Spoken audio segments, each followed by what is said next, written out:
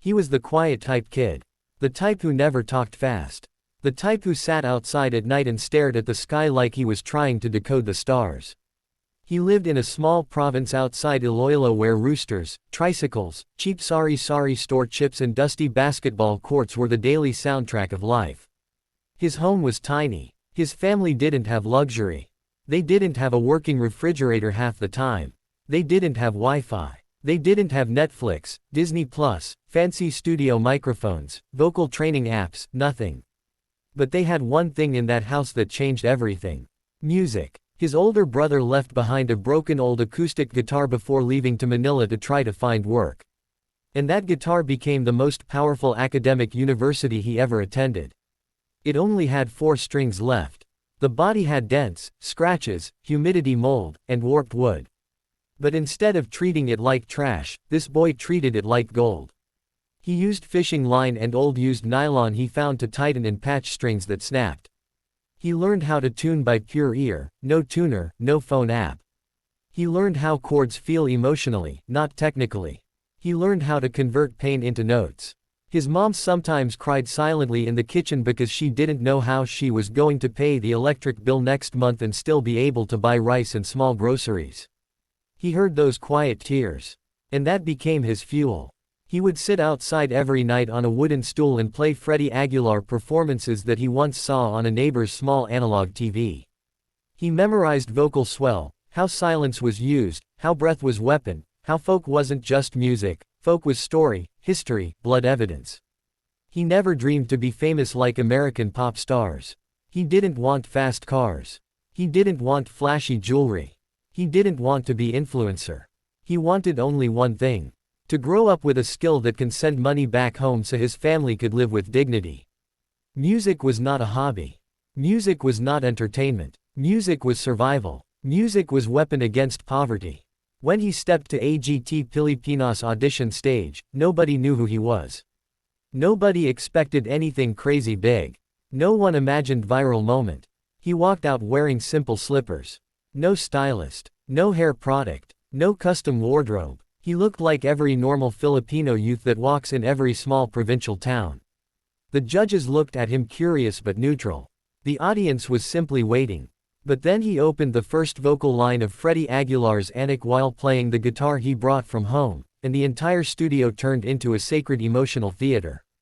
He didn't copy the original. He transformed it. He evolved it. He rearranged it into a modern rock cinematic Filipino folk anthem that brought old generation musical soul into 2025 future framing. The entire studio froze. Simon Cowell literally leaned forward like he was trying to study a new species of talent. By the third verse, Simon whispered very quietly under breath on his mic, "He is better than Freddie Aguilar vocally." When he finished, there was no noise for 4 seconds. It was shock silence. Then the studio erupted so loud the cameras vibrated. The judges all stood. Simon stood and pointed at him like he discovered the new torch carrier of Filipino musical legacy. Within 48 hours this audition became the #1 Filipino music clip in Facebook Reels. And this boy from nothing became the new legend the world never saw coming. Hollywood Round felt like waking up inside a dream that was too unreal to process. The airplane he sat in was the first airplane ride he ever experienced in his entire life. He sat by the window and looked at clouds like an actual child touching magic for the first time. But globally this was not a joke stage anymore.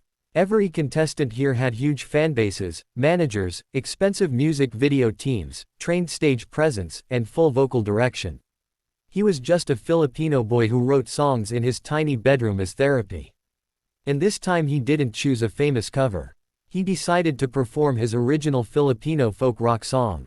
A song he wrote about a young boy who loses his father in a jeepney accident. It was a story inspired by real provincial life danger, bad road safety, and painful reality that Filipino lower-class families face every single day. He sat alone in his hotel room writing it. He didn't write for viral shock. He didn't write for judges. He wrote it for every kid like him who survived trauma by turning pain into melody. The judges were confused because he chose Tagalog again. They asked if people worldwide would understand. He answered calm, "People don't need to understand every word to understand honesty." When he performed his original, something supernatural happened in the room. His voice did not sound like a competitor. His voice sounded like a National Archive library recording from history. People online across America started trying to search lyrics translation. People in Brazil, Mexico, Poland, Canada reacted to full Tagalog lyrics, and it didn't matter that they didn't know language. His melodies did the translation for them. Simon Cowell stood again and told him point blank, Freddie Aguilar created the first era of Filipino global folk. You just created the next era. You are the new evolution.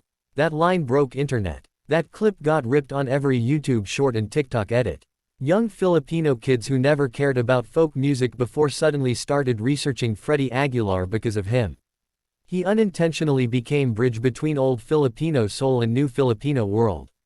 But when someone rises that fast, world also tries to tear them down. Episode 4 became war episode. He started getting attacked online by jealous singers, jealous TikTok creators, people who hated the idea a simple poor Filipino boy could rise purely off raw emotional folk instead of pop auto-tuned commercial product. Some comments said he didn't deserve stage. Some said he was only trending because people felt pity. Some said he was acting emotional for sympathy votes. Others said Freddie Aguilar will always be untouchable and he should not be compared. He read comments at 2 a.m. in hotel bathrooms secretly because he didn't want his mom to see him crying. The hate actually hurt deeper than poverty, because when a poor Filipino is insulted publicly worldwide, that shame hits like bullet to the heart. His hands shook on his guitar while practicing because doubt started poisoning his belief. He started asking himself if he should quit.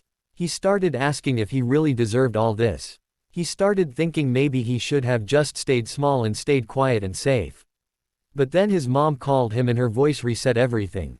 She told him the world will always hate anyone who tries to move higher than their limit. She told him never fight hate back with anger. Fight it by becoming even better. The next morning he woke up with his eyes swollen but his heart stronger. He realized that his artistry cannot be built around pleasing every insecure person on the internet. He must build around truth. And that became his turning point. He decided he was not here to entertain trolls. He was here to fight for talent from poor countries who never get world respect. He was here to prove Filipino folk can be global weapon. Semi-final night was the night everyone waiting globally was already expecting something intense from him, but no one expected the emotional nuclear explosion that was coming. He didn't come to choose a safe song. He didn't come to choose a commercial top 40 American song that could generate quick easy claps. He came to risk everything. He chose to perform a song he wrote about Filipino OFW mothers who sacrifice their lives abroad to send money home, missing every birthday, every graduation, every Christmas, every childhood moment they never get back. This was the type of pain that is too real for millions of Filipino families and too heavy for commercial TV. But he still chose it. Because if he didn't represent them, then who would? Backstage he was shaking, but it wasn't nervousness. It was responsibility. He stepped on stage slow, carrying his guitar like a soldier carrying a flag. The first lyric hit like a lightning strike. The entire studio stopped breathing. It wasn't just singing anymore. It was grief being turned into art. People in audience were wiping tears before chorus even hit. Judges looked like they were watching something that didn't belong to television anymore. This belonged inside a museum of global music archives.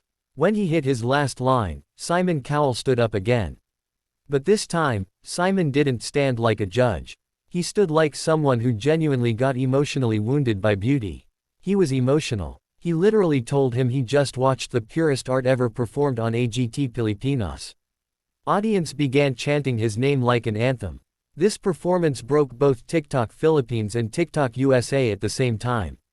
Reaction channels all around the world called it the Filipino pain opera of modern generation. That night everything changed. People were no longer comparing him to Freddie Aguilar. They were now saying he is now his own historic era. His own identity. His own genre. He became the new legend of the Philippines, not because of media hype, but because he earned it through truth. Final episode was not about competition anymore. The trophy didn't matter. Winning didn't matter. This was now artistic history moment. The night before finals he couldn't sleep. So he wrote a brand new song inside his hotel room in complete silence at 2 a.m. This wasn't planned. This wasn't part of production schedule. This wasn't rehearsed. This was pure heart impulse. He wrote a song about Filipino soil. Filipino identity. Filipino soul fire that refuses to die regardless of poverty, struggle, humiliation, or world inequality. He stepped on that finale stage with only one purpose: to make his country proud in front of the entire planet. The moment he started singing his new anthem, the judges immediately felt something shift in room temperature. People in audience leaned forward like the universe was collapsing into his voice. It felt like a national prayer disguised as music. No fancy band, no big EDM lights. Just him, his guitar, and his country beating inside his voice. When he finished, there was a 3-second silence of shock. Then the loudest standing ovation of the entire season. Simon Cowell didn't speak like a judge. He spoke like a historian documenting a milestone. He told him on live television, Freddie Aguilar started the first Filipino folk revolution. Tonight, you just started the next one. Those words instantly immortalized him. He became champion. His name was now global Filipino identity symbol. But what made him different from most winners is what he did after winning. He didn't go buy luxury. He didn't go buy a supercar. He didn't go buy designer flex lifestyle. He went back home to Iloilo to fix his house. He wanted his mom to finally be able to sleep without worrying about electric bill next month. He wanted his family to live with dignity. And that is what made the world fall in love with him even deeper. He wasn't just legendary because of talent. He was legendary because he never forgot where he came from.